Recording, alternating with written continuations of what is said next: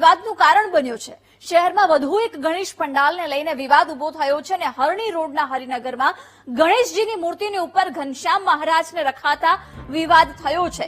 સનાતન ધર્મના સંતોએ ઘનશ્યામ મહારાજને ઉપર રખાતા વિરોધ કર્યો છે।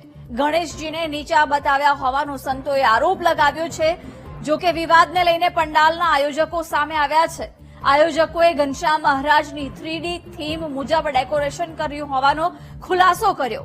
સાથે જ ઘનશ્યામ મહારાજનું કટઆઉટ ગણેશજીની મૂર્તિ દૂર હોવાનો પણ ખુલાસો કર્યો છે। સંતોની લાગણી દુભાવવા બદલ માફી માંગી થીમ ચેન્જ કરી નાખવાની બાહેંધરી પણ આપી છે।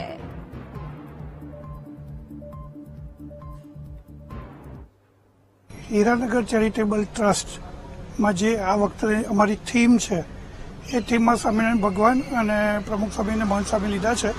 એના લઈને થોડોક વાદ વિવાદ થયો છે, પરંતુ મૂર્તિ ખરેખર આવીને તમે જોશો તો માત્ર ગણપતિની એકલી જ મૂર્તિ છે। બીજા બધા 3D ખાલી કટઆઉટ છે, એ પ્રભા છે, તેને પ્રભા કહી શકાય, એને એ ના કહી શકાય। તેમ છતાં પણ આ જે વસ્તુ છે એ જોવા જઈએ તો એ અમારે દર વખતની જેમ અલગ અલગ થીમ છે। ચોક્કસપણે જે વાદ વિવાદ થયો છે એનો બી અમે ચેન્જ કરીને અત્યારે ઉપરના ભાગે જે છે એનાથી ઘણું દૂર વચ્ચે અલગ પ્રભા લગાવીને એને પાછળ દૂર કરી દીધા છે। વિગતો સાથે સંવાદદાતા માનુ જોડાઈ ગયા છે। માનુ, આયોજકોએ હવે માફી માંગી અને થીમ બદલવાની બાહેંધરી આપી છે, શું અપડેટ? જિજ્ઞાસા, હરણી રોડ પર આવેલું હરિનગર છે, ત્યાં આ ગણેશજીની સ્થાપના કરવામાં આવી છે। ગણેશજીની મૂર્તિ ઉપર ઘનશ્યામ મહારાજને બેસાડવામાં આવતા વિવાદ સર્જાયો છે। સ્વામિનારાયણ સંપ્રદાય દ્વારા ગણેશજીને નીચા બતાવવાનો આક્ષેપ સનાતન સંત દ્વારા ઉઠાવવામાં આવ્યો હતો। ત્યારબાદ જે આયોજકો છે એમની સાથે વાત કરવામાં આવી, આયોજકોએ કહ્યું છે કે અમે 35 વર્ષથી ગણેશજીની સ્થાપના કરીએ છીએ, કોઈની લાગણી દુભાવવાની અમારી કોઈ ભાવના નથી।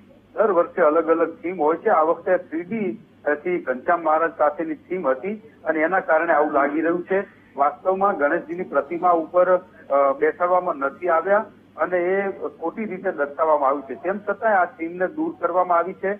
કોઈની લાગણી દુભાઈ હોય તો માફી પણ માંગી છે અને તાત્કાલિક ઘનશ્યામ મહારાજની મૂર્તિ જે છે એ હટાવવાની પણ એમને તૈયારી શરૂ કરી દીધી છે। આમ મામલો વધારે ઉગ્ર બને અથવા તો વિવાદી થાય એ પહેલા જ ગણેશ સ્થાપન કરનાર જે મંડળ છે એમના દ્વારા યોગ્ય ઉકેલ લાવવામાં આવ્યો છે અને સમગ્ર મામલાને ટાળવા માટેનો પ્રયત્ન કરવામાં આવે છે। જી જિજ્ઞાસા। બિલકુલ માનુ, આભાર જાણકારી આપવા બદલ।